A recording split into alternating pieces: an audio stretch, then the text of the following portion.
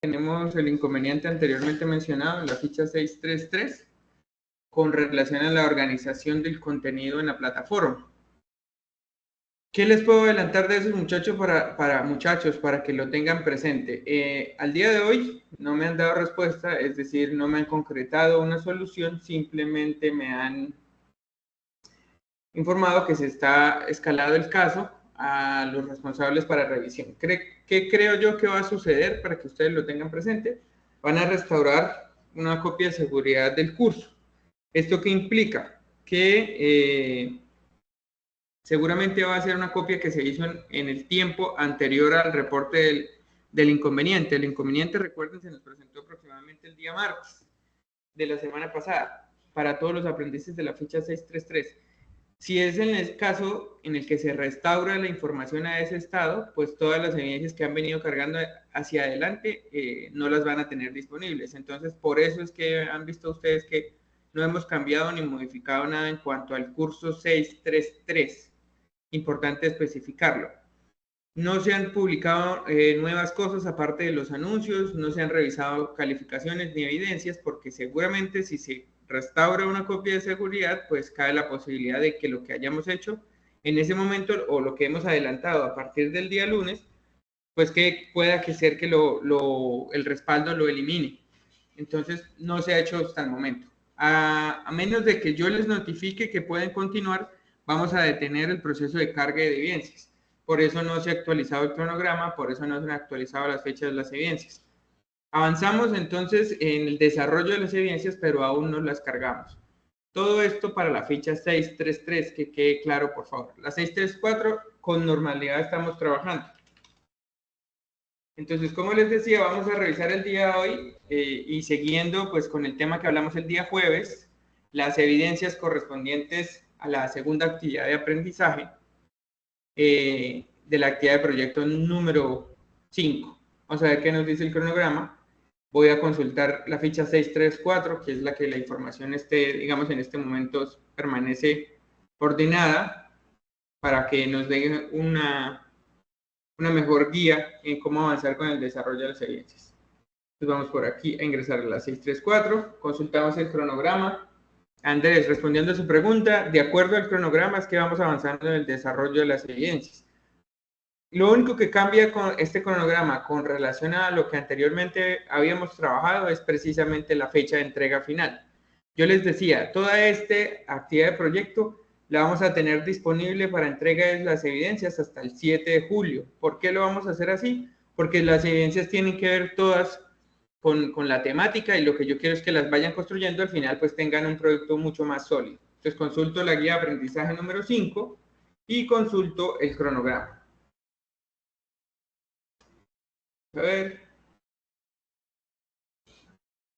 Ay, Dios.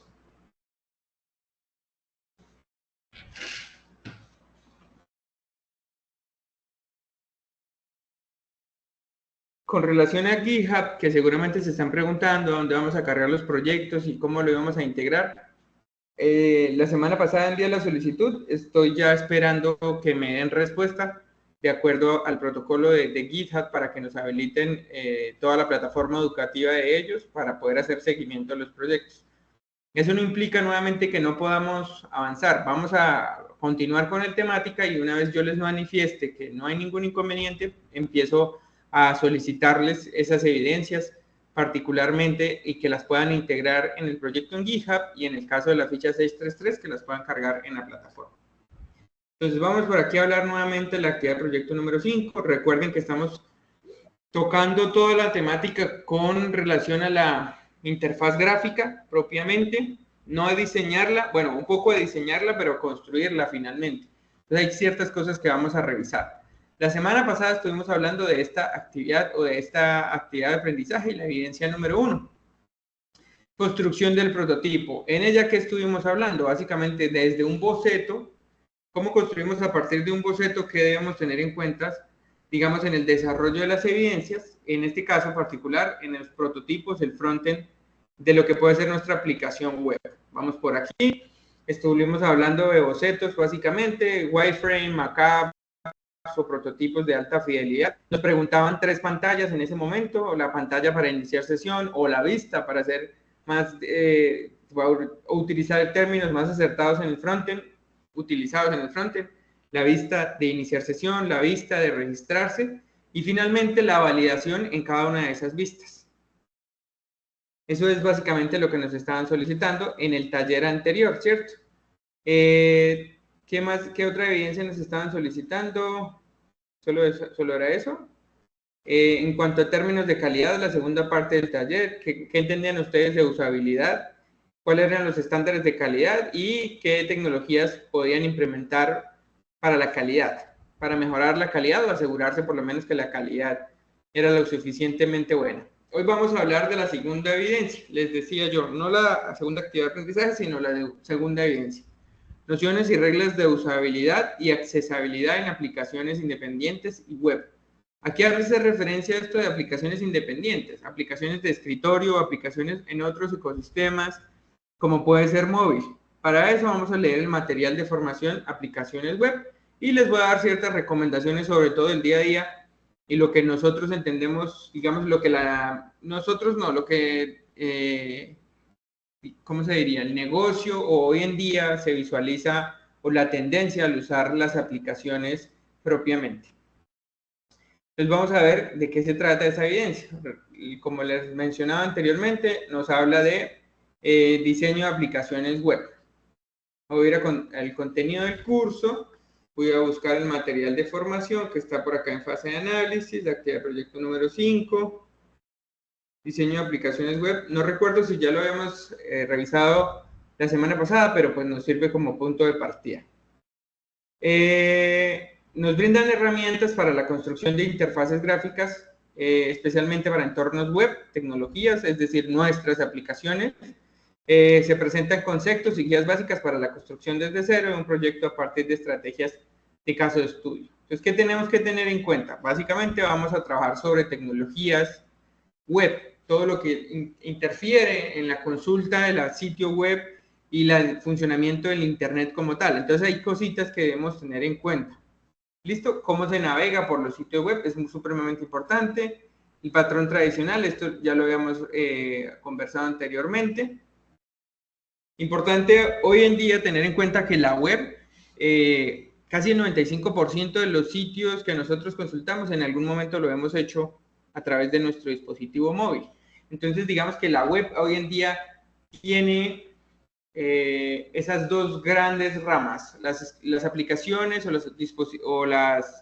las aplicaciones, los sitios, los portales.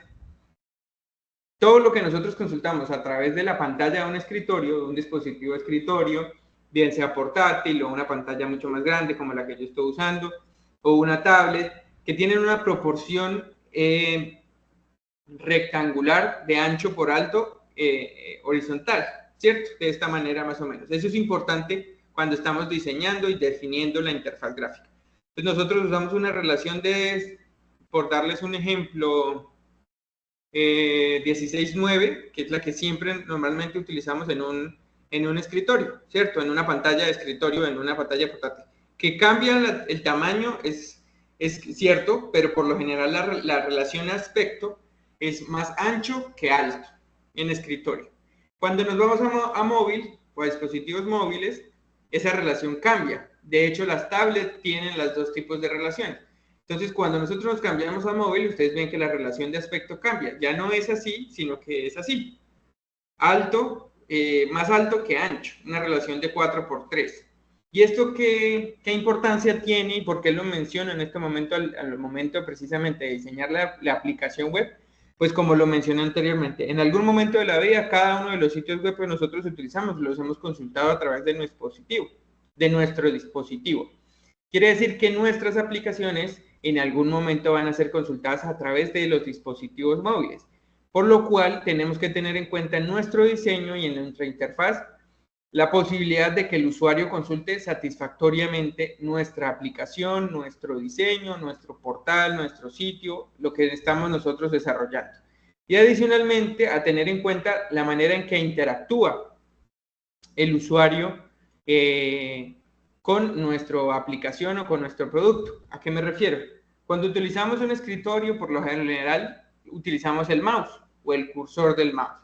Entonces tenemos una interfaz gráfica orientada a ese pequeño elemento que se va guiando, moviendo por la pantalla y que su principal interacción es el clic o el clic sostenido, por darles un ejemplo, o el clic derecho, por darles un ejemplo. Entonces, la orientación del usuario, la navegación es utilizando este recurso, siempre va a buscar elementos. Nosotros dentro del diseño podemos colocar elementos de un tamaño específico con relación a este cursor que les menciono.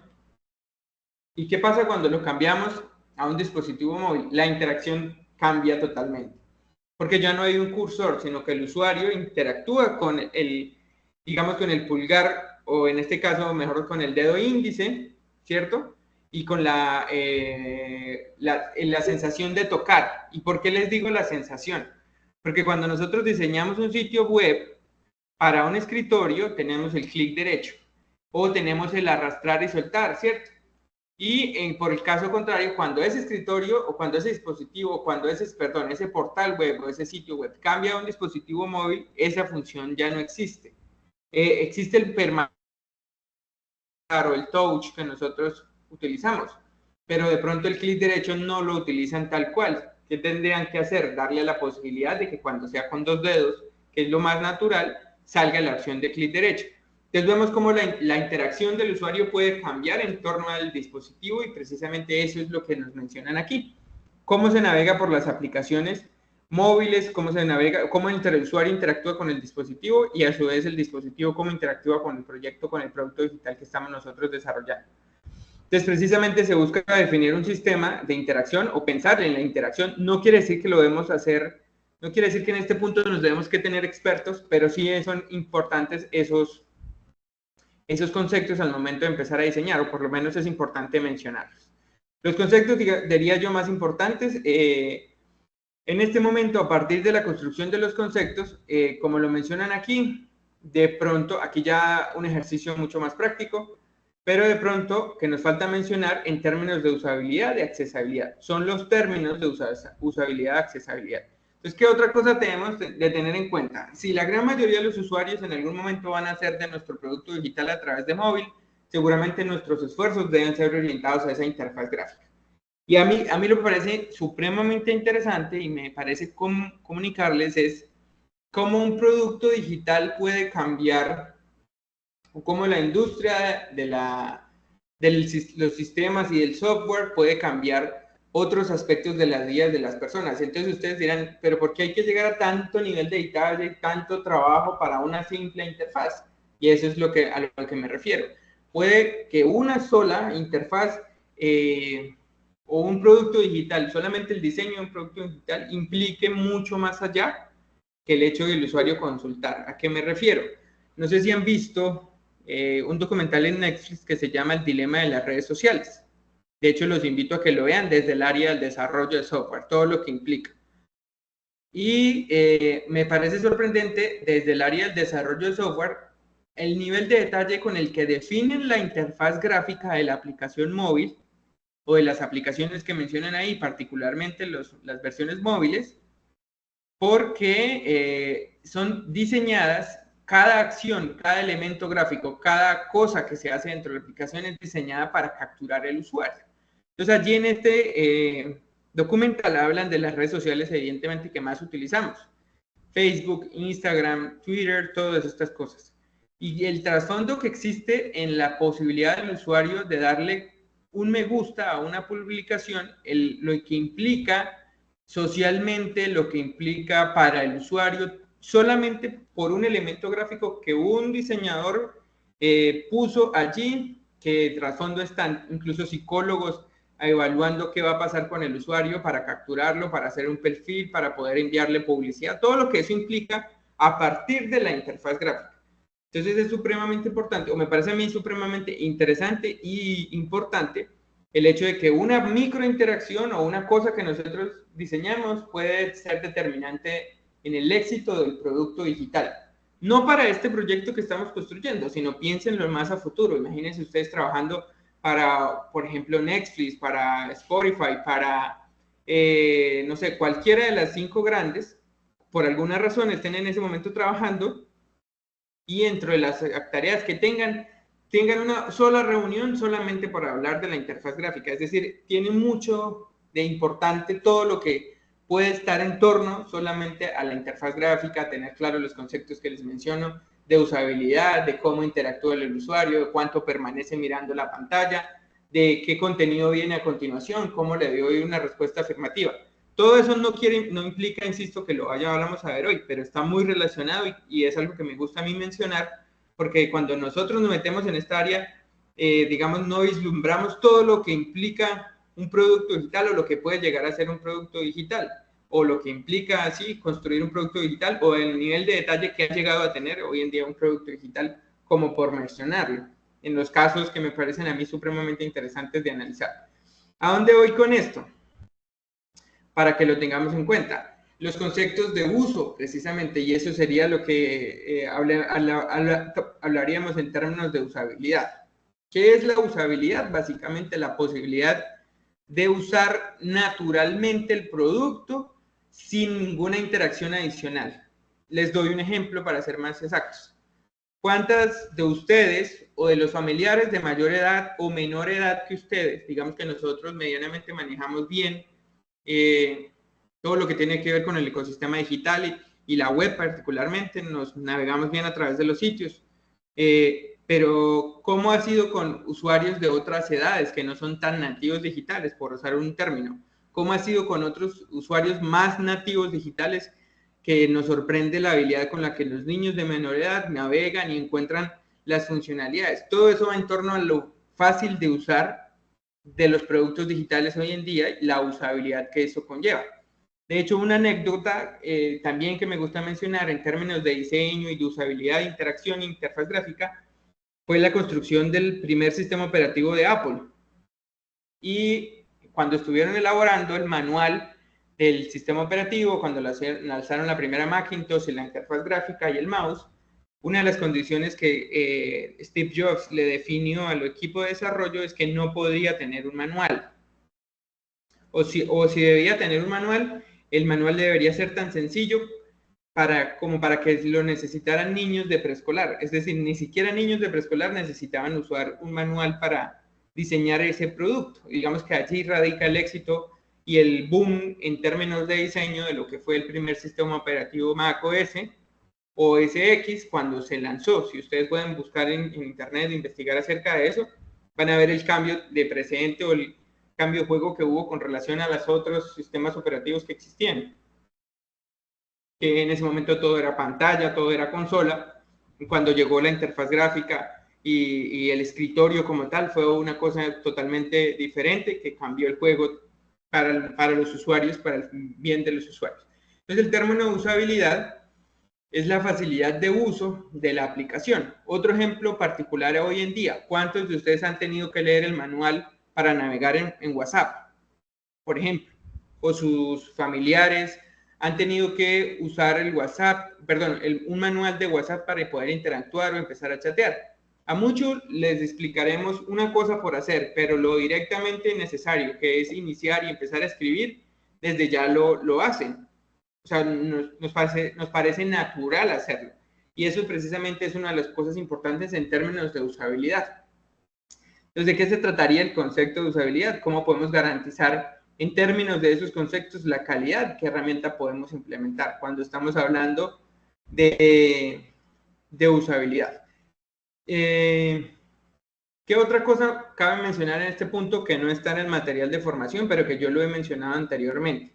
En la página que les había compartido, que se llama WebDev, si no estoy mal, esta página es de Google, precisamente un recurso para que los desarrolladores o diseñadores o cualquier interesado en productos digitales se especialice o aprenda precisamente de lo que implican los conceptos y las tecnologías que utilizamos. Uno de los temas es accesibilidad. ¿Y qué se refiere a accesibilidad en este punto? Que específicamente al permitir que cualquier persona pueda consumir el contenido que nosotros estamos desarrollando. Por lo general, cuando desarrollamos nuestras aplicaciones, solo pensamos en la gran mayoría de usuarios que tenemos. Asumimos que todos los usuarios que van a consultar nuestro producto, nuestra aplicación, nuestro proyecto, cuentan con todas las posibilidades para consumírselo. Es decir, pueden escuchar, pueden ver, pueden utilizar el mouse sin ningún problema, pueden escribir. Asumimos desde ya que siempre nuestros usuarios tienen todas las posibilidades para consumirlo. ¿Qué pasa con los usuarios que no? Si tienen limitantes, que tienen que utilizar otras interfaces para interactuar con nuestra aplicación. De eso se trata la accesibilidad. Entonces, ¿qué tan accesible para cualquier público hacemos nuestro producto? Particularmente, la importancia de permitir a las personas con poca visualización o problemas visuales o con visualización limitada, poder acceder a nuestros recursos. Entonces, ¿a través de qué estrategias podemos permitir que las personas con visualización o con problemas de visibilidad accedan a nuestro contenido? A través de HTML, existen etiquetas específicas. De hecho, Google en el buscador evalúa precisamente qué tan eficiente es nuestro sitio web al momento de permitir la lectura de lectores de pantalla, o por ejemplo, para las personas con problemas de visión, o por el caso contrario, existe hoy en día herramientas que van convirtiendo el texto a audio para las personas que tienen problemas de visión, o que van convirtiendo se van convirtiendo el texto en lenguaje de señas. Entonces, ¿qué estrategias nosotros utilizamos y qué posibilidades tenemos con las tecnologías que existen hoy? Eso en términos de accesibilidad es posible, y los invito a que consulten el recurso que están viendo en pantalla. Los colores, cómo interactuar con los colores o hacer accesible nuestro sitio de acuerdo a los colores, a la ubicación de los elementos, al alto de las fuentes, a los audios, todo el contenido multimedia, cómo lo podemos volver accesible para todas las personas que tengan problemas visuales, auditivos o de interfaz gráfica.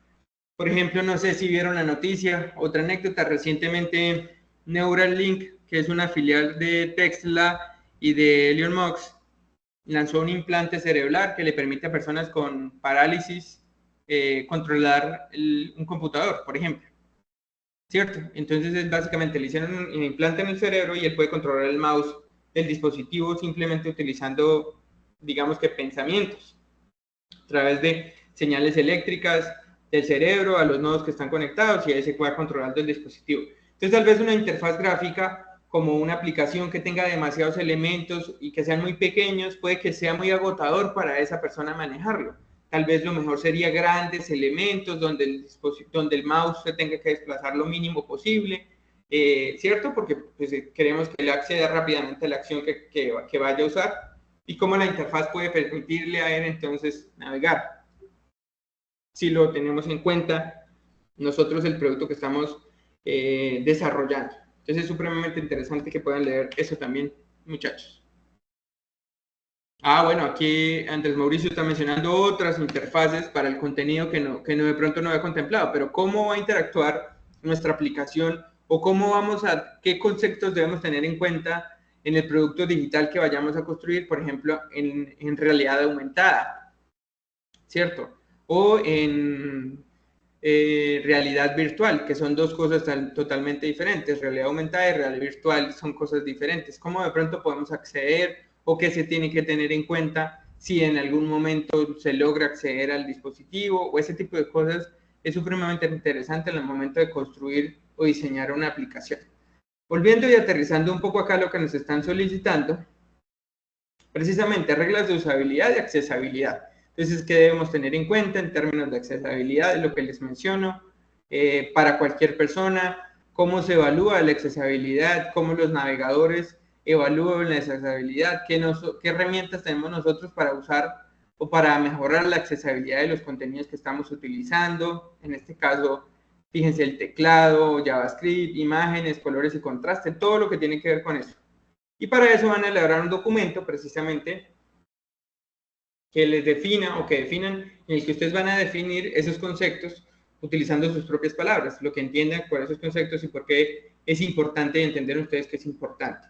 También diferenciar una aplicación web de una aplicación nativa. Digamos, nuestro proyecto está enfocado a aplicaciones web, tiene ciertas cosas a considerar. Les hablé de las aplicaciones dispositivos móviles que se consumen de una manera diferente. Entonces, ¿qué tienen que tener en cuenta? Por ejemplo, cuando lo comparan con una aplicación de escritorio, abran una aplicación de escritorio que tengan en su equipo, por ejemplo, Word, o por ejemplo, Excel, que es por lo general lo que más utilizamos en el escritorio. Paint, ¿qué elementos gráficos y recursos en usabilidad tienen que de pronto la aplicación web también tiene, o cómo no lo usarían o cómo sí lo usarían? Digamos que es importante o interesante hacer esa correlación de las dos herramientas y qué características tiene cada aplicación. Recuerden que las aplicaciones de escritorio también existen otra interfaz que nosotros podemos utilizar, que puede ser, por ejemplo, la consola, ¿cierto? Entonces, de hecho, estuvimos trabajando la semana pasada con Git. Git tiene su interfaz, o en este caso el software, que era por consola, tenía otra herramienta. Entonces, de pronto, eso también, aunque no lo coloquemos en este momento en el taller que se va a desarrollar, lo podemos mencionar como para decir, existe otra interfaz o otra manera de comunicarse con el producto, o de pronto en algún futuro lo va a tener. Y es interesante, digamos, cómo hay diferentes alternativas y el nivel al que hemos llegado para simplemente construir un producto digital. Me parece a mí supremamente interesante. ¿Qué vamos a entregar? Entonces, este documento respondiendo a esas preguntas o definiendo ese contenido que les están mencionando y diseñando o definiendo los primeros bocetos que ustedes utilizaron o que estamos definiendo en este momento para la aplicación. No sé si tengan preguntas, dudas, inquietudes.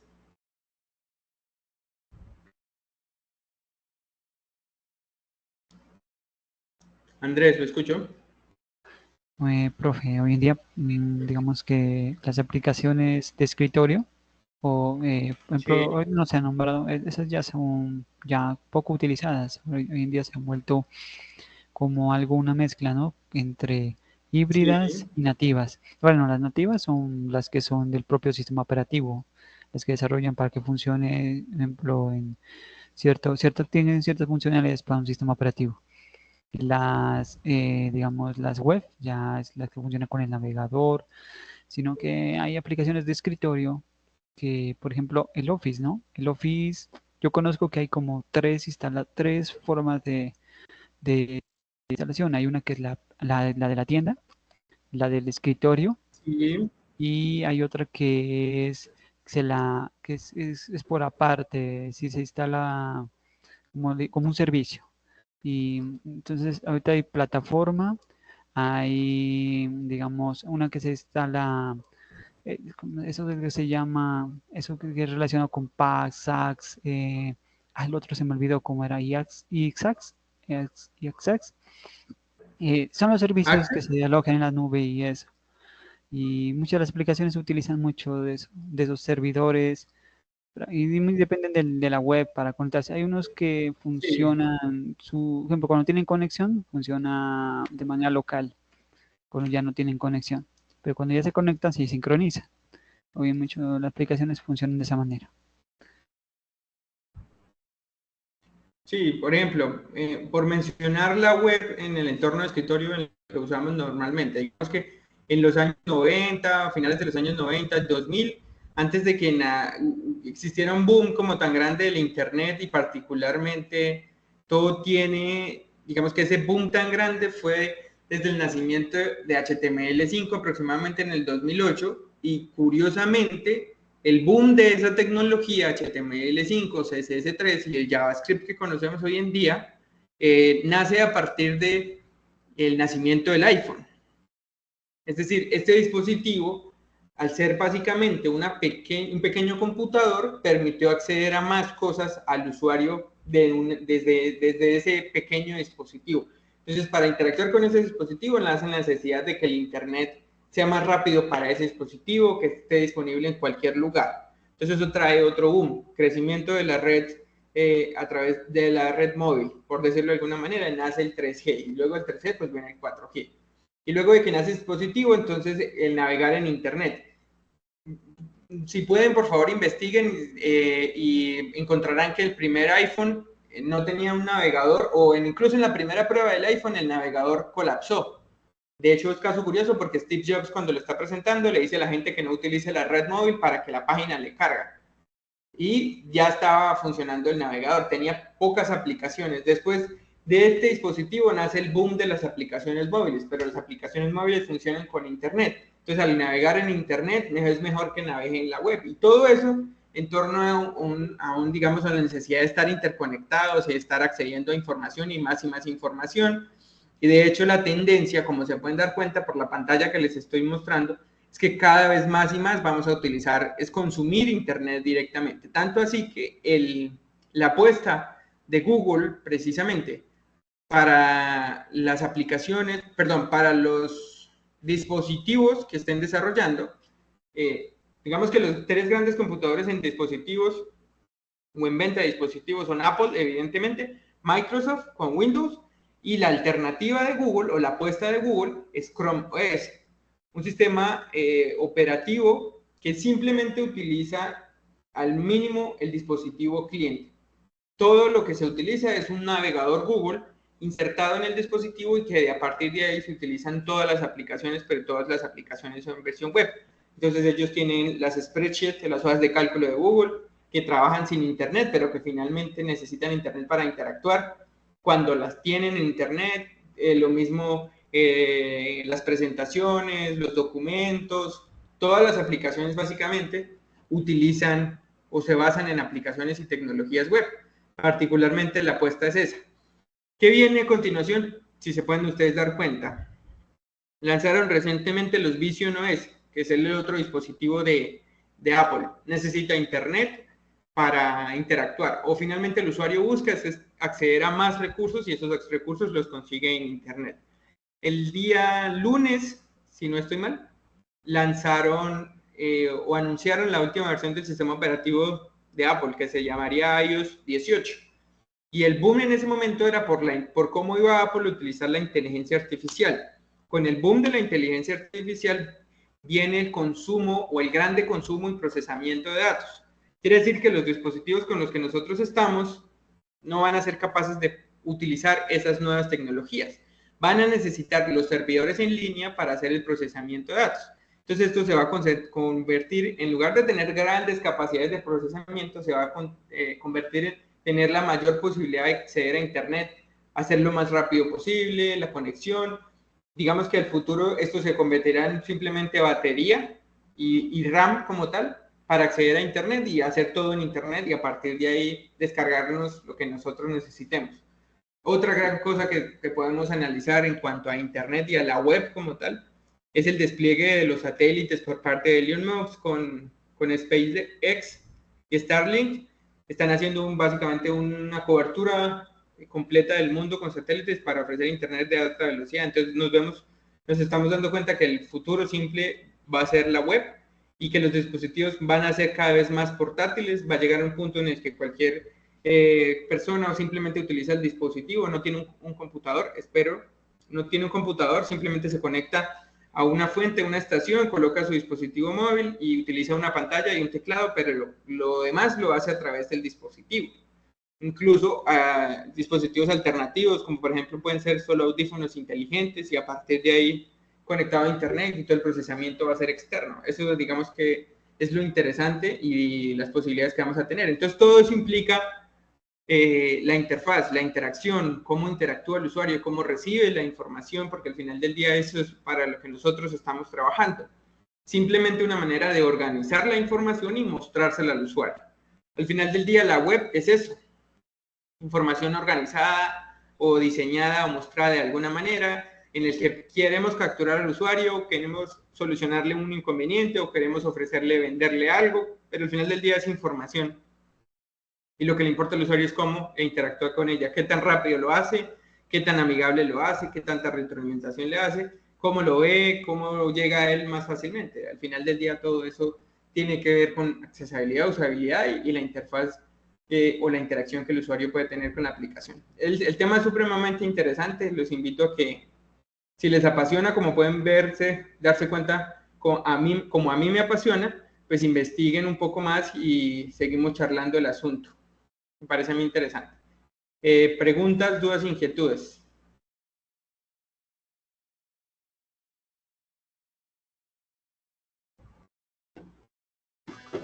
Profe, la evidencia que está explicando hoy, ¿es la primera de las 5 o es la segunda? La segunda. La segunda para hacer. Sí. Ok. De la que estamos conversando, porque no es que la esté explicando puntualmente, sino de lo que les está hablando. Sí, exacto. ¿Listo? Sí, Okay. sí, señor. Listo, perfecto. Bueno, muchachos, quedo atento a sus comentarios, a sus dudas, a sus inquietudes. Les tengo adicionalmente una noticia que me parece muy buena, y es que en este momento solo voy a quedarme con sus fichas. Es decir, vamos a poder reunir los jueves en el horario de siempre, que les había anunciado desde el inicio. Entonces vamos a tener la sesión en línea oficial martes 6 a 7, me refiero a la oficial, donde hablamos de evidencias, entregas y todo eso, y el encuentro adicional, donde ya nos sentamos a hablar de lo técnico, los jueves en el mismo horario, de 6 a 7. Por favor, prográmense en esos horarios, vamos a sacar el tiempo, el espacio para avanzar mucho más en nuestros proyectos. Y nada, eso era lo otro que quería anunciarles. Les recuerdo la ficha 633, seguimos esperando solución frente al inconveniente del ordenamiento de los contenidos. Espero que me den respuesta el día de mañana. Apenas esté la solución, les comunico a través de un anuncio. Por ahora, la ficha 633, les recomiendo pausar el cargue de evidencias, no carguen nada, porque si restablecen una copia de seguridad, seguramente perderemos lo que hemos hecho desde el lunes anterior a hoy. Así que por favor esperen a que eso esté resuelto. Seguiré en contacto con ustedes. Nos vemos la siguiente sesión en línea el día martes, y les deseo una feliz noche, muchachos. Profe, una pregunta, las evidencias que hay para